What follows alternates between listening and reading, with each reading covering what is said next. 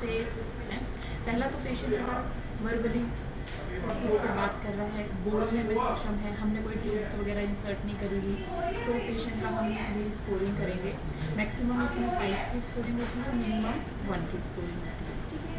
तो इसमें second factor जो आता है वो आता है हमारा कि अगर पेशेंट को एंडोट्रेकियल ट्यूब इंसर्ट कर रखी है तो उसमें कौन सी मार्किंग करेंगे। और थर्ड है अगर पेशेंट को हमने टीटी कर रखा है, ट्रेकियोस्टमाइज्ड कर रखा है, तो हम कौन सी मार्किंग करेंगे। जैसे उससे नाम पूछा है, नाम को अच्छा फ्लुएंसी में बता रहा है, उसकी स्पीच में कोई डिले नहीं है, कोई फंबल नहीं है, कोई ऐसे फ्लिकर नहीं है, तो हम उसको ओरिएंटेड है 5 का स्कोरिंग करेंगे।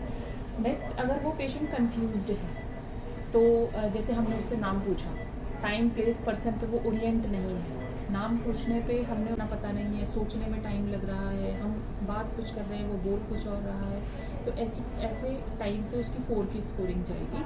अगर पेशेंट इनअप्रोप्रिएट साउंड रिस्पॉन्स करता है हमें, ठीक है, या जो रिस्पॉन्स चाह रहे हैं, ठीक है, वो एक अदर फैक्टर हो सकता है कि पेशेंट पेन में है तो इनअप्रोप्रिएट साउंड आएगी। लेकिन अगर पेशेंट का हम न्यूरोलॉजिकल स्टेटस चेक कर रहे हैं और उसमें अगर पेशेंट की इनअप्रोप्रिएट साउंड आ रही है, जैसे हम उससे नाम पूछ रहे हैं पर वो बोल नहीं पा रहा है, तो ऐसी कंडीशन में उसको 3 की स्कोरिंग करेंगे, ठीक है। और अगर पेशेंट का इनकॉम्प्रिहेंसिबल साउंड आता है, ठीक है, जिसमें हम नोटिफाई ही नहीं कर पा रहे कि एक्चुअल में हो क्या रहा है, ठीक है, तो ऐसी कंडीशन में 2 की स्कोरिंग जाएगी। इसमें भी कोई मिनिमम हम 0 की स्कोरिंग नहीं करेंगे। अगर पेशेंट का कोई रिस्पॉन्स नहीं है, पेशेंट को हमने टैप करके देख लिया, पेशेंट से हमने पेन करके देख लिया, तो ये सारे एक दूसरे से रिलेट होते हैं।